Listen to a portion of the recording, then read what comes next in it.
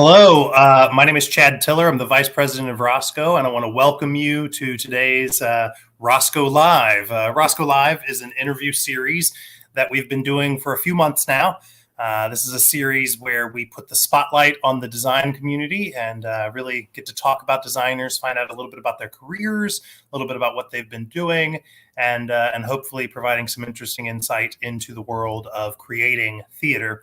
And we've been mostly doing this on Clubhouse up until now. We're excited to try a new venue here out today. We're on Facebook Live. We're also on YouTube Live. So thank you for joining us. If this is your first time ever coming into Rosco Live, we encourage you to go to rosco.com/live. That's rosco.com/LIVE. And you can see some of the other wonderful interviews that we've had via the audio Clubhouse format, and listen to those conversations. There's been some really awesome conversations with a bunch of other designers. And today, I hope, is no different. Before I introduce our guest, I do want to encourage you to use the chat function, the comment thread there on either Facebook or YouTube. Type your questions in, type your comments in. Our producer and all-around good guy, Joel Smith, will be able to send those to us so that we can include your questions in the conversation we have. And today we are excited to have a multi-award winning lighting designer, Bradley King, joining us. Bradley's designs have been seen on Broadway for both Hadestown and Natasha Pierre and the Great Comet of 1812. Both of those earned a Tony, a Drama Desk, Outer Critics Circle Awards, as well as Live Design Achievement of the Year.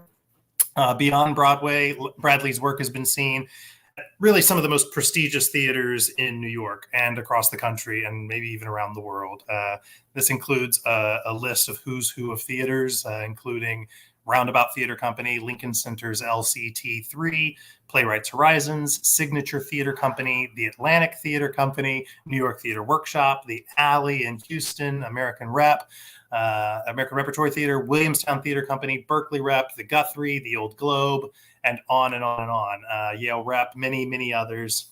Bradley's extensive experience in opera includes work for the Bard Summer Stage, Glimmerglass Festival, Kentucky Opera, Vancouver Opera, and many others.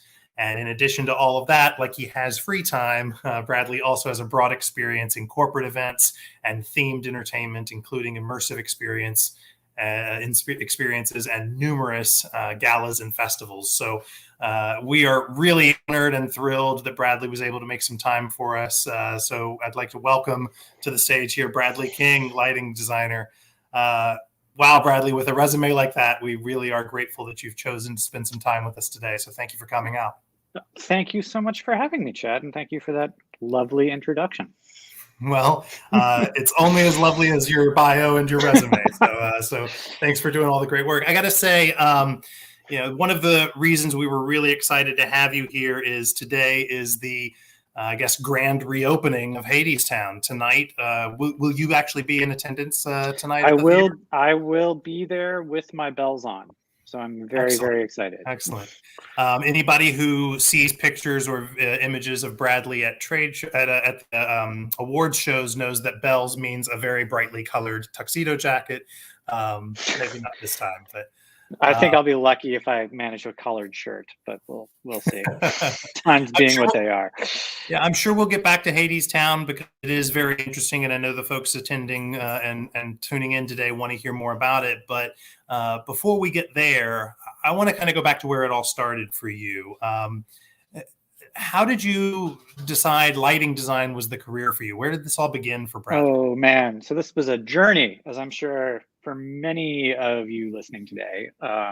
Started for me in high school, of course, where I desperately wanted to move to New York to become an actor, like so many of us at the tender young age of 13, 14. But yeah, basically I started doing shows in high school.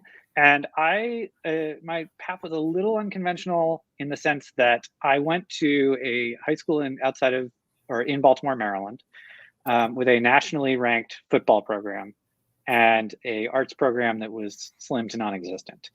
That all changed when I was a freshman in high school, thanks to a young, vivacious first-year teacher named Mike Himmelfarb, who had just graduated from that same high school 4 years earlier, came immediately back after graduating college to start teaching. and he sort of built the theater program from the ground up. And suddenly, you know, when I was in middle school, I would go to the plays at the high school, and it would be like old retellings of Faust. It was very like Dead Poets Society, sort of dry and dusty.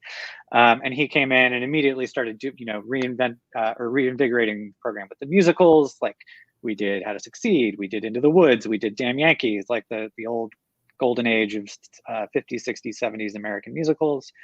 And as part of this like nascent theater program, I wasn't just acting in these shows. I was helping to build the scenery. I was helping to hang the lights. I was helping to run the sound cables. And I was sort of getting this overall experience in how to make theater, not just how to be in theater. And so that sort of turned into me really wanting to move to New York and be an actor. And then I was like, no, I really want to move to New York and I want to be an actor, but I also want to direct because directing is really fun. And especially when you're 17 years old. Certainly important. You're on that 17-year-old power trip with your ego. And so I like assisted, directed a couple shows. And then I had this genius classmate of mine and very good friend named Derek Wang, who is now a quite famous composer in his own right, wrote a musical for us to do my senior year of high school. It was called Prom. It has no relation whatsoever to The Prom, which was on Broadway a couple seasons ago. But it was basically about kids going to prom and the antics that ensue around that event. And I directed that my senior year. And I had a great time and I learned a lot and I made a lot of mistakes. But then I was like, yeah, I want to do this for the rest of my life. So that's how I ended up at NYU undergrad. That's how I ended up at Playwrights Horizons Theater School. I don't know if anyone knows anything about NYU undergrad drama. It is a many tentacled beast with all of these sort of discrete programs that don't really have much to do with one another. But, and they call it the studio system. And Playwrights Horizons Theater School, which is only very loosely affiliated with Playwrights Horizons Theater, was one of the only places you could take acting, you could take directing, you could take design, you could take playwriting. And indeed, you had to take all of those things as part of your core curriculum. And so as I very quickly learned, acting wasn't really for me. I wanted to be in charge. I shifted straight to directing. But then as part of the directing program, I've got these 10 classmates. We're all directing one show a year. I have 10 classmates who need designers for their shows. So even though I only got to direct one show, I started designing, and I say designing with quotations because these were very small productions. But people found out, oh, you did lights in high school. Do you want to do lights for my show week 3? Do you want to do lights for my show week 5? Do you want to do lights for my show week 7? So I directed one show and I lit 7 or 8 simply because I knew how to hang a light in a grid and I knew which end to plug into the power and I sort of knew how to type on the light board. And that sort of parlayed me into taking some more advanced classes at NYU undergrad in the actual design program. That's where I met Lenore Doxey, who was a unbelievable early mentor of mine. And then she really set me on a path towards, all right, if you are serious about this, let's try and get you into Glimmerglass. Let's try and get you an internship at Seattle Repertory Theater, and like really laid out the groundwork for me. So those 2 internships really were foundational for me. Glimmerglass is where I learned all about repertory and all about opera and all about how that works.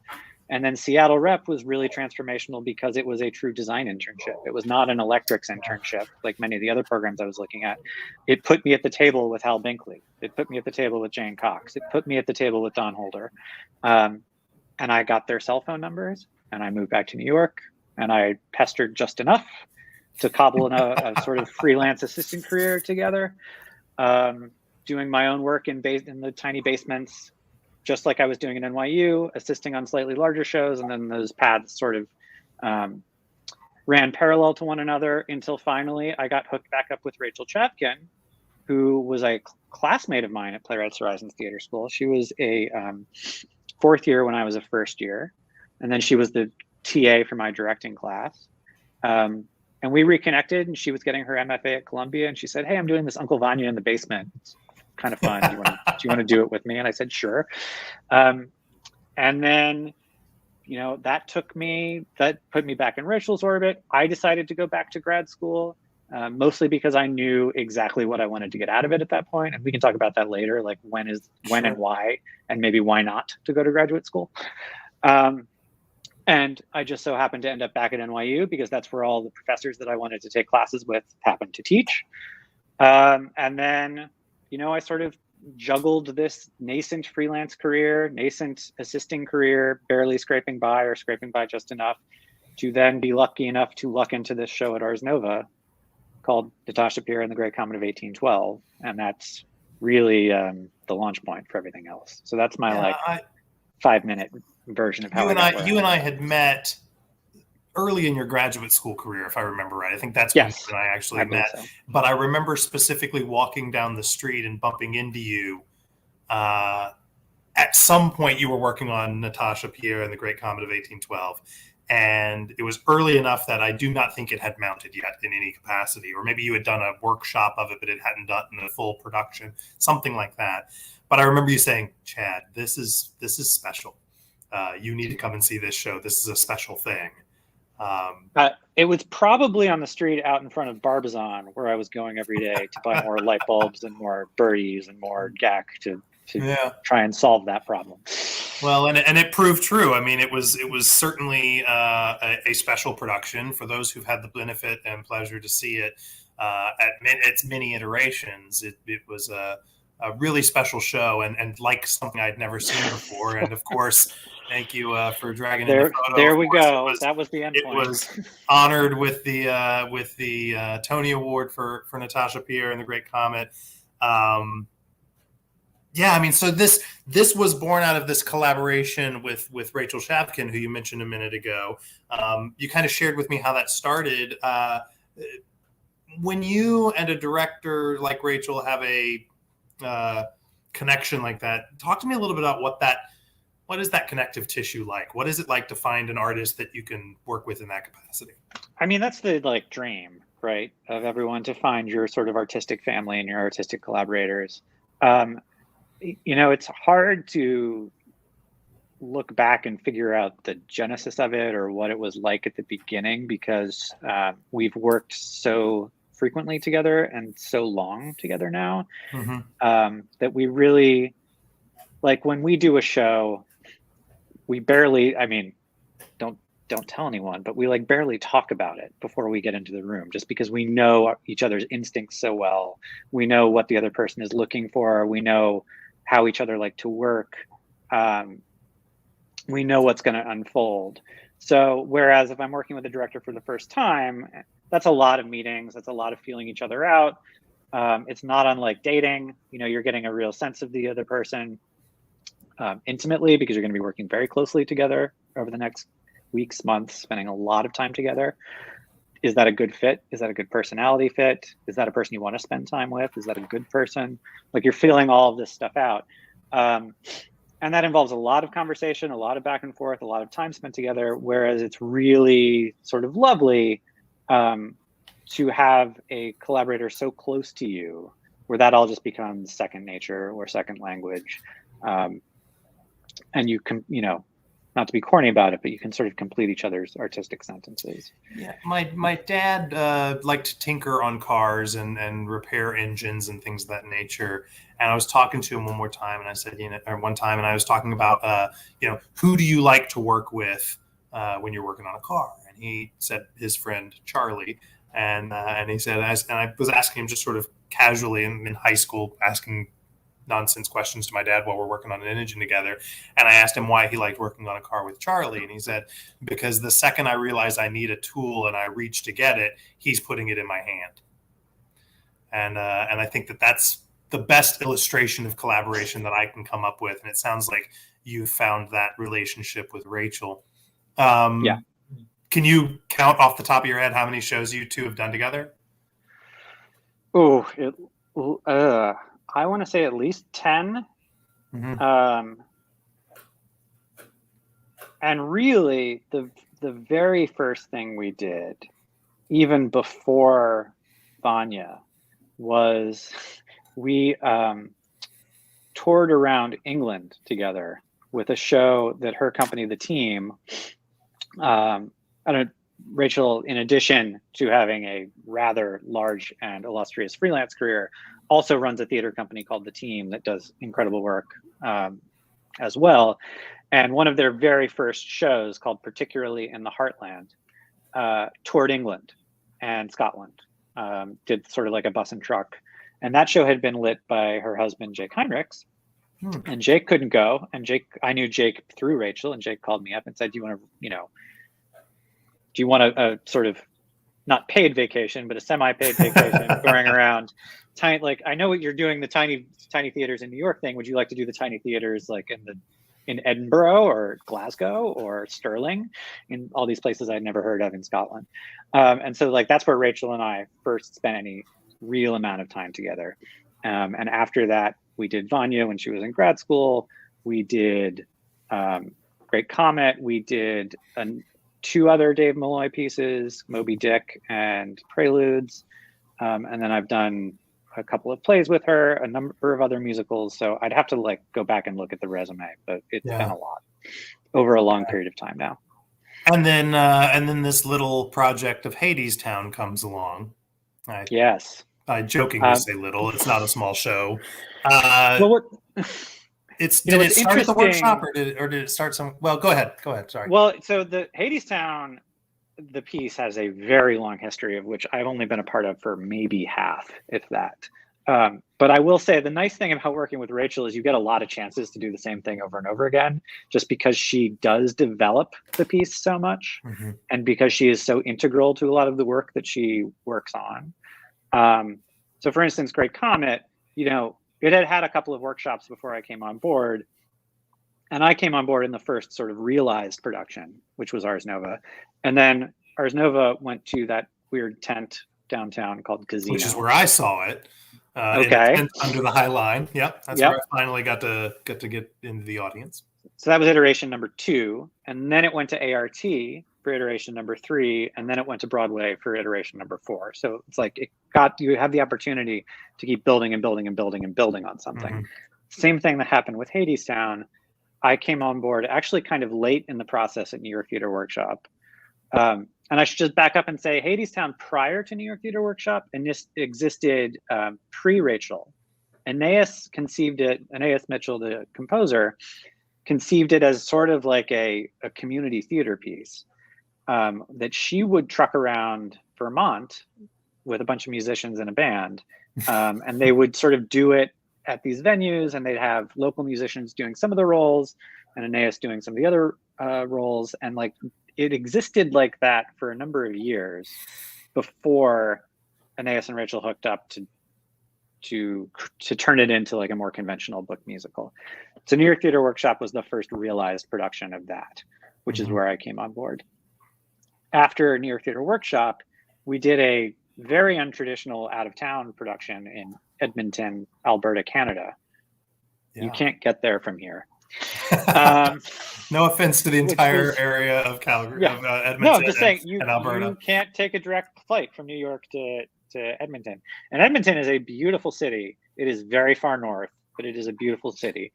But like the intention was to do it in a place sort of like away from the pressures of doing it at like an Old Globe or an Alley where, the New York press is sort of around it and knows it's happening and is interested to see what state it is. It was a way of lowering the stakes a little bit. And it was a very, very hospitable environment to do that. And we learned a lot of things in Edmonton. We almost broke the show there. We made a lot of changes that flat up did not work. New York Theater Workshop was raw. It was visceral. It felt like a concert. It had really good vibes, but it wasn't really a book show. Yeah. So like you can see here, like this egg-shaped space. It was very much a communal event with a concert. Is this at the workshop or Edmonton? We're looking at the workshop right now. Great. This was sort of in its most raw poetic form. And it was almost completely in the round. There was very little book. It was just sort of song to song to song. Not a huge amount of text for the through line. And everyone knew it was special, and everyone knew it was worth developing further. We knew we needed more time to get it there. So that's when we went to Edmonton. Fortunately, I do not have very many pictures of the Edmonton production because it was, and anyone who worked on it will tell you, we went way too far in the opposite direction. It became too narrative. It became too much text, too literal. We sing a lot about railroad tracks. for a time, we had literal railroad tracks on stage. There's singing about the sky. We had a literal sky drop on stage. You know, all these things, once you see them, you go, oh, that is not right. It's actually Let's not not do this that show. again. Yeah. That is not this show. This is when Aeneas and Rachel always say, like, this is when we realized it's not a prose piece, it's a poetry piece. And we tried to infuse too much prose into it. Wow, that's a great line. Yeah.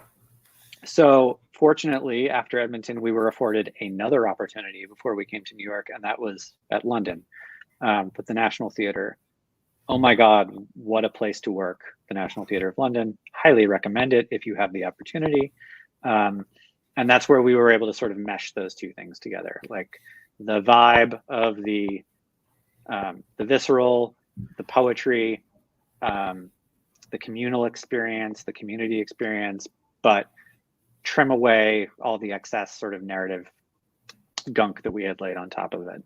And what we ended up in London is nearly identical to what we ended up with in New York.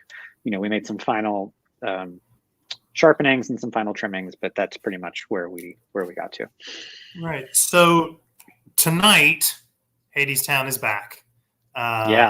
And we've all gone through the past 18 months together in various stages of duress and pressure and stress. What is it like to have a successful show that is selling out on Broadway every night, and all of a sudden you have to shutter it? What does that mean to you as a designer? What does that mean to the production? Oh, it's weird, dude. It's terrible. It was absolutely awful. To say nothing of the fact that, like, I was in invited dress for another show that also shut down that same night. So I think all of us knew it. Well, I knew. I want to speak from the I had a sense that it was not going to be 4 weeks. Everyone was saying 4 weeks, we'll be back. I knew that wasn't true, even if I wasn't going to admit it to myself. All you had to do was look at what was happening in Italy and in Europe to know it was not going to be 4 weeks. I, as a defense mechanism, and because I have a family to care for, I have 2 little girls, one who's now 7 and one who's 3.5. I was sort of like, F the shows, like, I need to take care of my family. That is what I'm going to focus on. So that is where I tunneled into. And that is where I remained for a very long time, because I couldn't focus on what was happening 2 months down the road, 3 months down the road, 4 months down the road. What is happening tomorrow? What are my kids doing tomorrow? Where they're not going to school, they need to do something. What are we going to do? We ended up, after many weeks in New York, figuring out a way to get to my parents' house safely. They were able to. There was an empty house. There was very conveniently an empty house next door. So they hung out there for 2 weeks while we quarantined in my parents' house for 2 weeks. Then we reunited. We bubbled up together. And that is where we remained for almost a year. Mostly for my kids' health and my kids' well-being. It gave me some help from my mom, which was incredible. My mother's a retired elementary school teacher, so she sort of took over schooling for my 3-year-old. I was able to focus on schooling with Emmy. You know, kindergarten and first grade on Zoom is terrible. It is. We shouldn't call it anything other than what it is. It is preferable to getting sick and dying, though. So, you know, like, if you're not filled with rage, you're probably not a parent. But I know many of us are filled with rage and are also parents. And that's sort of like how we coped. So all the work, all of the shows, like, they were always in the back of my mind, but they were never my first priority. Yeah. And that's sort of been one of the interesting things I've learned over the 18 months that we've been away, because there's been a lot of reckoning over the past 18 months.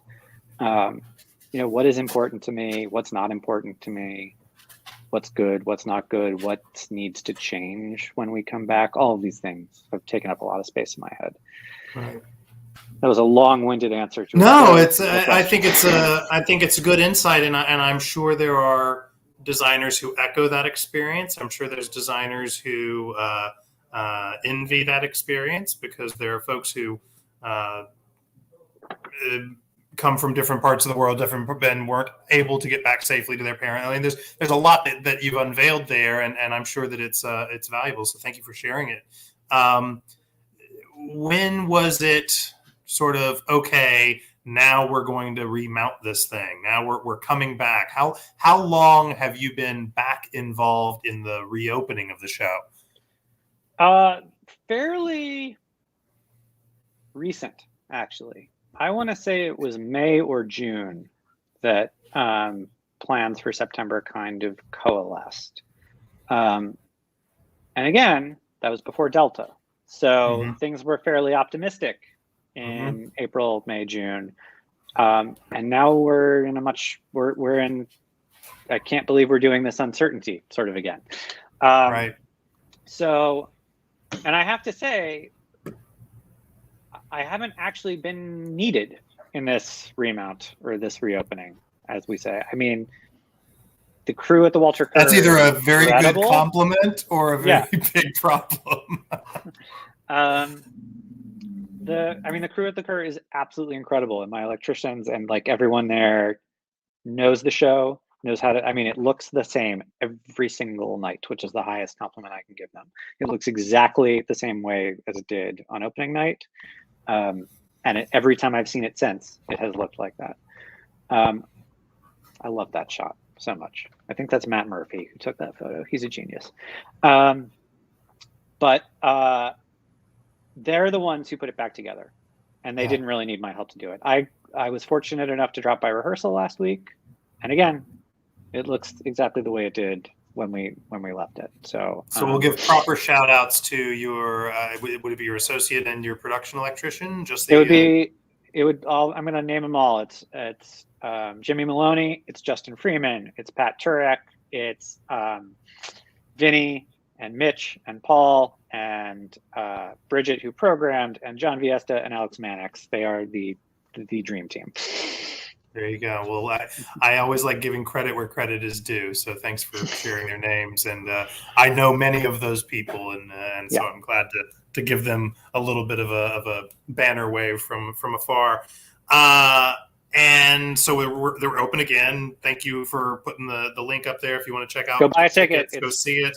Go see the show. If you've not seen the show, it is worthy of the accolades it's been lauded with. And Bradley's design is worthy of the accolades, not only the Tony that we've already mentioned, but many other awards, including the illustrious Knight of Illumination. There it is, the sword itself. So I should be saying Sir Bradley King is our. So tell me a little bit about what's it like to get a giant sword. This is the coolest thing I have ever received. First of all, it weighs a ton. Like, I'm barely holding it up right now. It is hand forged in Seville. It took 3 months to arrive. It was worth the wait. I mean, look at this pummel. I'd say it weighs about 15 pounds. I still don't know where I'm going to put it, and that is an ongoing negotiation with my wife. So I'm sure with 2 small children at home, having a giant pointed blade is a welcome addition to the home decor, right? I'm thinking over the door, like sort of Damocles style, but that's, again, we're negotiating.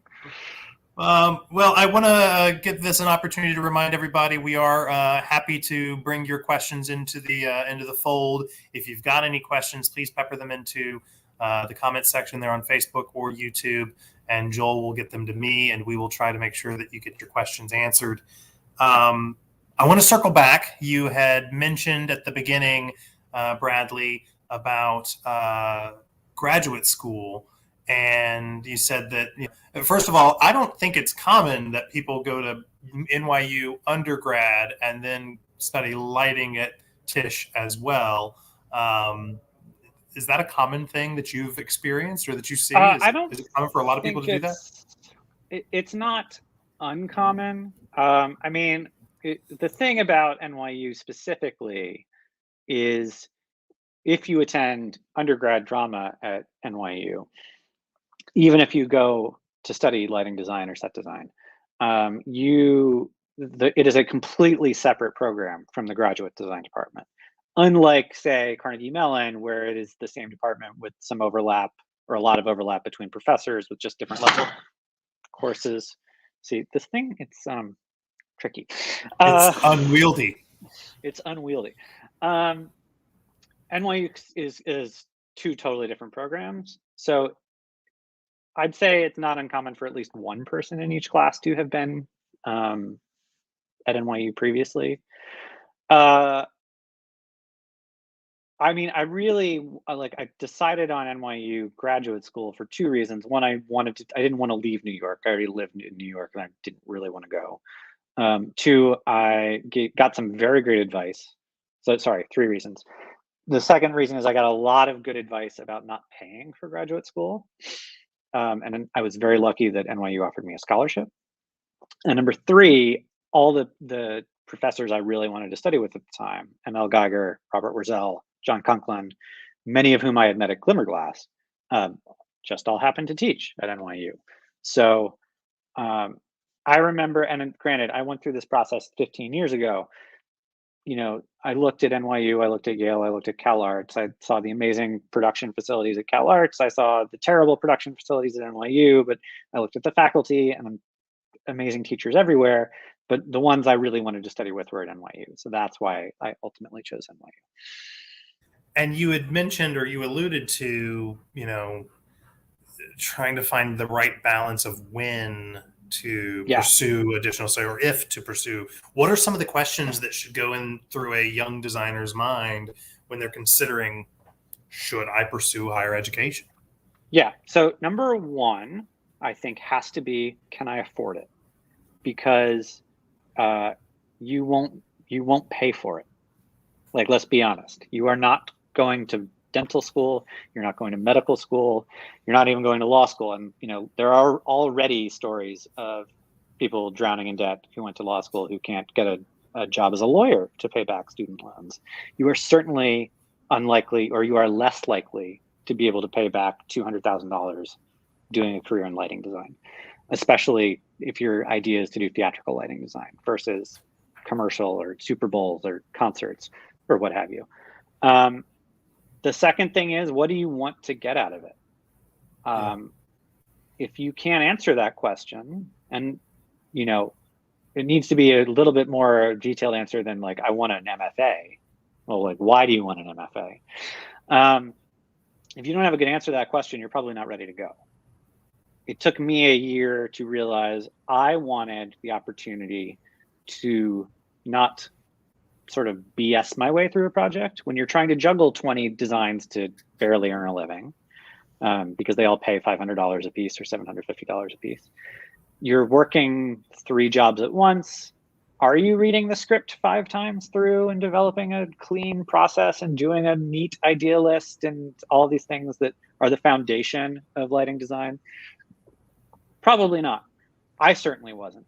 So I wanted to take the time to slow down and really just, you know, be able to work on one project for 4 months with daily or weekly feedback. So like, that's one reason I chose to go back to school. I also felt really good about my practical skills. Like, I knew what a LECO was. I knew what a Fresnel was. I knew what a PAR was. I knew how to program a light board. I felt really insecure about my ability to pick which lights go where. And in fact, that is still a giant fear of mine, that I show up on day 1 of focus and, oh God, I put all the lights in the wrong place, or I picked the wrong lights. That hasn't gone away yet, or that insecurity hasn't gone away yet, which is fun, but we work through it.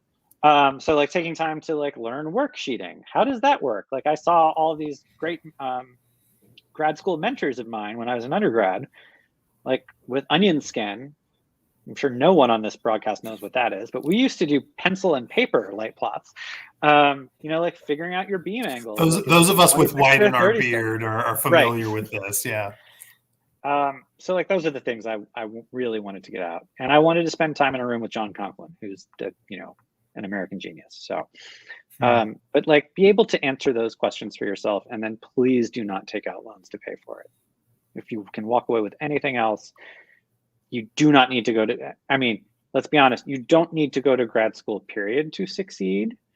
But if you want to go to graduate school, there are many, many amazing programs across the country. It is not just NYU and Yale and CalArts, many of which have amazing financial aid packages, scholarships, grants. You know, they will pay you to go, and that's what you should really be looking at. Right. Good. And do you feel that you got what you needed out of grad school? I think so. I mean, there is an open question in my mind, like, could I have done it without grad school? Like, would 5 years of assisting Jane Cox been more valuable than 3 years in graduate school? Open question. So we'll never know. We'll never know. I'm going to take us back to Hadestown and specifically tie this in a little bit to Rosco. I try not to make these conversations commercials, but you know, one of the things that you and I talked about offline was at the workshop you had really unique positions for mounting fixtures, and whether it was when you moved to London or when you moved on to Broadway, you had to figure out how to solve that challenge. Can you talk a little bit about that and how we landed at the Rosco Braq Cubes? Yeah. So, Joel, actually, let's go back to the New York Theater workshop picture, that one of Persephone in the middle of the bowl that you already showed up, if you've got that. So, all right, this is a full 360 thrust stage configuration, right? This is where we started. London, the National Theater, looks, and I don't think I have a picture of this, so that's my bad. But if you are familiar with the Vivian Beaumont Theater in New York, if you're familiar with the main stage at the Alley, really any 3/4 thrust amphitheater style space, just imagine that New York Theater workshop picture with a line through the middle, and you sort of know what we are, like a more conventional 3/4 thrust. So at the National Theater, they have this incredible position called the jaws. And this is a picture of that position. This is standing on the stage, looking out into the house. I think this is looking at stage right. And you can see it sort of like the quarter mark. First of all, you can see the seats end well before they get to the bottom of the stage. And then there's basically this position 4 feet off the ground. There's a pipe that encircles the 2/3 of the stage, and you can see hidden in that black masking there is a Source 4 and there's a VL1000, and of course some audio gear for our friends in audio. So this was like the most amazing lighting position I've ever had on any show I've ever done. It's like having moving light footlight, which is incredible in 3/4 thrust, because footlights are very important, obviously, but also the ability to like shutter a footlight on a cue by cue basis is like nothing I have ever been able to experience before. You know, you can zoom it in, you can zoom it out, you can change its color, which ended up being the most important thing. But how on earth do you replicate that in a very traditional Broadway proscenium space? So when we moved to Broadway, and we can bring up that picture of that Matt's picture with all the blinders that we showed earlier. So this is taken sort of house right, and you can see, again, sorry for the bad photo, but you can see we built a tiny circle into the downstage edge of this set, and you can see the curve of the masking. Like, we knocked out the first and the second rows in the center section of the Walter Kerr to build this sort of lip. And if I were doing a straight 1-to-1 fixture sort of A to B replacement, I would have a VL1000 there in that foot trough. Well, that's not going to happen as much as I would like it to, both for sightline issues, and Rachel Hauk, our amazing set designer, I'm sure would have things to say about it. So I was looking for something specifically that could do the punch and the color that we got out of those. And I know it's hilarious to be talking about punch from a VL1000, but as far as footlight goes, that was really what we were after. So I was looking for a fixture that could both fit in a foot trough and give me excellent color control. And it just so happens that Rosco has such a fixture in their inventory. It's called the Braq Cube. And I think Chad, you introduced me to the Miro Cube on a Jane Cox show. That would probably clock. I mean, Jane certainly was an early adopter. I don't know if that's what we want to call it. And she embraced the cube family of fixtures early on. And and for those who are less familiar, the Rosco Cube family, you've got a 4-inch cube, which is the Miro. The 5-inch cube is the Braq, which Bradley used on Hadestown. And then we have the tiny guy, which is about 2 by 2 by about 3.5, and that's the Pika cube. And Jane used them on her Tony-nominated production of Machinal, used the white light fixtures to start telling time. There was some flashback stuff, and so she wanted to have variable white footlights. You certainly used the Braq Cube, and I believe yours were the RGBW versions, the 4C version. The 4CA of the Miro, that's a RGBA, was Josh Epstein's design for, I'm not going to remember the title of that play right now. And then Trey Brazil just used the Pika Cube as footlights for Little Shop of Horrors. So you've got the whole cube family finding its way into being the dynamic footlights of the American theater. And I don't know if we have anyone watching from South Korea, but Hadestown Seoul, which is about to open in a few days, also uses the Pika in some hidden scenery places. There you go. So there you go. Lots of little secret places for the cubes. Well, we appreciate that. I'm going to completely get off of design for a second and shift gears. Bradley, you in your Tony speech in 2019, when you received the award for Hadestown, gave a beautiful speech, and anybody can go to YouTube and see Bradley's speech, where he appropriately thanks the women in his life, the people who worked on the productions with him, and then gets down to what he really wants to talk about. That's the line you used, and it was, and I'm going to quote you here: "There were 147 design slots on Broadway last year. 40 of them went to women. 14 of them went to people of color. Just 6 went to women of color. We need to make Broadway less white, less cis, and less male." True. That was 2019, and then we lost a season. We had a year to sit in that reality, and I don't know if that's the HowlRound data or data that you found through some other access point, but what way is the wind blowing, Bradley? Well, it's hard to say. There's a lot here we could talk about. Oh yeah. This is one of, I don't want to say like good things. Like, I don't know what good came out of 18 months of no one working, but I don't think we would have had the same amount of stopping to reflect on the state of affairs if we all hadn't been forced into unemployment. Because, and this is one of the insidious ways white supremacy works, is by like keeping you busy. Like I don't have time. That myth of immediacy, that we always have to be like looking for the next. It's a combination of immediacy and scarcity that is really, really unhealthy for everyone. And this is why these issues are important for everyone.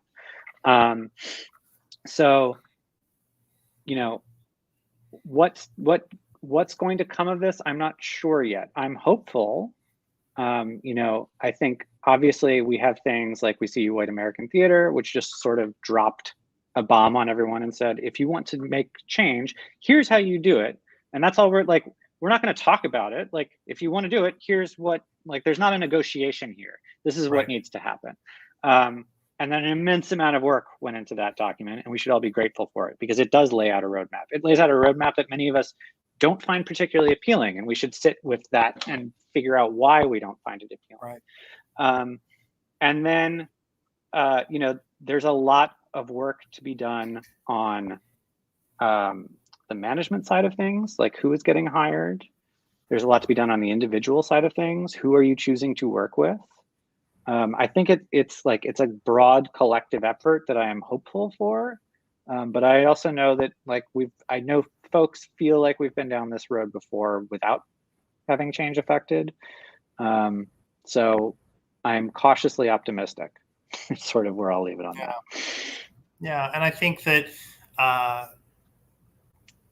the diversification of the industry, access to opportunities, realizing that there are opportunities out there for perhaps less represented communities, that's certainly a big and important topic to address. I also know that, remind me, you're involved in the union, not just a member. You have Correct. What is your role within the? So I serve as a trustee.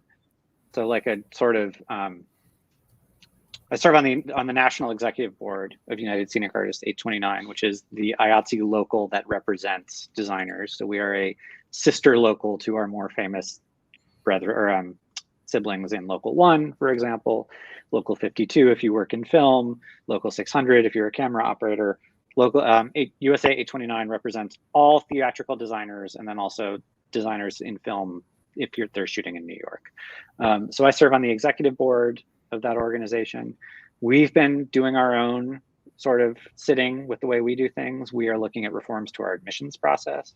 We are looking at reforms to our examination process. We are looking at, for the first time, really taking a census of who is a member of 829, because how can you attempt to diversify something if you don't know what the makeup of your membership is? That's a pretty like that data needs to be collected and analyzed. And to this point, it hasn't been. Similar to efforts that Equity is making, similar to efforts that SDC is making. I think like one of the big takeaways from the past 18 months is realizing like this is all institutional as well. This is like racism is baked into these institutions. So how do we unbake it? There's only there is work that you as an individual can do, but also what are you doing to lobby the organizations that have the most power, like producers, like producerial organizations, like the Broadway League, like the union, and I hesitate to say the union because the union is its members. So when I talk about like the Union 829, I'm talking about us as the design community. And I think it's very easy to say, well, the union should be doing something. Well, you're the union, so you need to do something as well. And realize where you have power and exercise it. And what are you exercising it in the service of? So like these are all the things that I have been marinating in and working on. Right. Yeah. And I think it's, we talk about, if for those who go to rosco.com/live and listen to the really awesome conversation I had with Asia Jackson, she got into how can we make this more of a humane industry? And there was conversations about just plain being nicer to ourselves and each other. But beyond that, I know you're really passionate about the conversation that's happening right now around 10 out of 12s. Can you first tell us, for those who maybe don't know, what is a 10 out of 12? And then tell us a little bit about what your opinions are on that topic. Yeah. So like even to back it up a little bit further before we get into that, it's like, Sure. All right, we've all identified like ways that we need to become more anti-racist in the theater. One of the most important, I feel, and one I feel strongly about is pay and working conditions. Because I don't care how anti-racist you claim to be, if you're still paying less than minimum wage, then you are by default only inviting a group of people into that industry who can afford to work for minimum wage, Who who come can afford from a to position work. of privilege and can do that. Right. Exactly. So you're defeating yourself before you even get started. And that goes doubly so for working conditions and hours. And the 10 out of 12 is something that has existed certainly since I don't know exactly when it dates back to, and others probably know better than I. But a 10 out of 12 refers to 10 hours of rehearsal in a 12-hour day, which is the longest day permitted under the Equity contract. They're very common in Broadway. They also used to be very common in LORT, although I've noticed they've been disappearing from the production schedules post-pandemic, which is great. But it's a pretty inhumane day, especially for the design staff on a show, and most especially for assistant designers. And assistant designers are something I feel very strongly about and advocating for, because that is the gateway into the community for a lot of people, and also are the folks in the room with the least amount of power. But if you're an assistant lighting designer working a 10 out of 12, okay, so that means the actors are showing up at noon and they're leaving at midnight. So that's 12 hours. That's a 12-hour day. They go 12 to 5. They get a 2-hour break, 7 to midnight, or thereabouts. Your day as an assistant designer starts at 8 a.m. with the crew call. So you're working 8 a.m. to noon, or 8 a.m. to 11:30 or whatever. You get a half hour for lunch.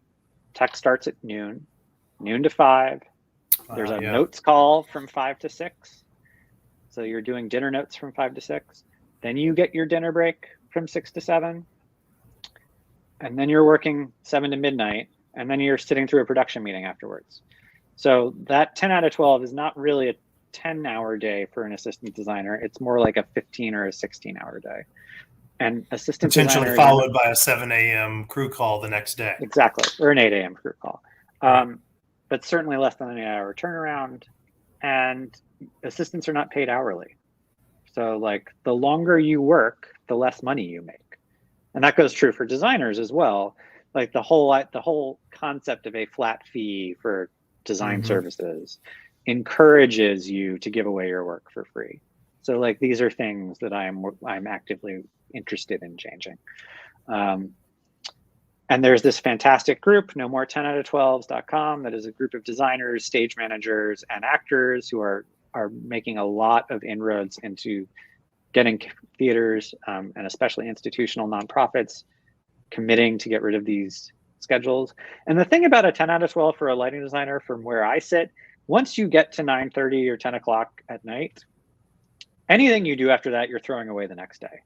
I don't do my best work between 10 p.m. and midnight after being there from 9 a.m.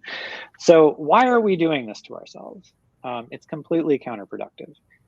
And I haven't even begun to talk about the fact that it's just by default, we seem to work 6 days a week in this industry. And I don't know where that comes either. But so take your yearly salary and, divide it by 0.85 or whatever, because you're actually working, one more day than everyone else. So these are all big problems that I think we all sort of knew about, or we felt in our bones, but never had the time to really sit and talk with each other and articulate. And that's one of the things that has come out of what I will call the forced pause over the past year and a half. Yeah, and I want to take a moment to, first of all, thank you for articulating your perspective on all of this so clearly, but also, I circle back to that Tony speech, and I look at that as an opportunity where someone who has a microphone, even if it's during a commercial break, and even if it's 90 seconds and the clock is ticking, you found a way to communicate that to a room potentially full of producers and managers who have the ability to enact some of that change. And I think go ahead. I was just going to say, like, were I to give that speech again, it would be different. Like, I have grown as a person. I've learned in those preceding 2 years. I probably could say that more forcefully and more specifically, but it's still at the forefront of my mind. Sure. I know another topic, being a parent of 2 small children. You talk a little bit about what it's like to be a parent in this industry. I don't want to run too far over, but do you have a moment to share your thoughts on that as well? I mean, I don't know if we could have done a worse job of making I don't know if we could have done a worse job of making an inviting community for parents and caregivers in the American theater, just between the low pay, the brutal schedule, and the sort of general hostility towards caregiver responsibilities in this industry. And that all comes down to pay and hours. Why do we work 6 hours or 6 days a week? Why do we work 18 hours a day? Why are we encouraged to come? Like, it all comes back to the show must go on mentality. Mm-hmm, And in mm-hmm. fact, we learned the show does not have to go on. And in fact, sometimes the show should not go on. So let's bring a little bit of that back into it. But, I need to drop my kids off at school every morning at 8:15 or 8, well, hopefully they're going back Right. to school. But when they go to school, like they need to be dropped off. Like I can't be at a theater at 8 a.m. And I know so many Broadway assistants. That's not like an intermediate step as a career. Like being a Broadway associate is a very, very demanding job in its own right, and one that is very rewarding and one that is sought out.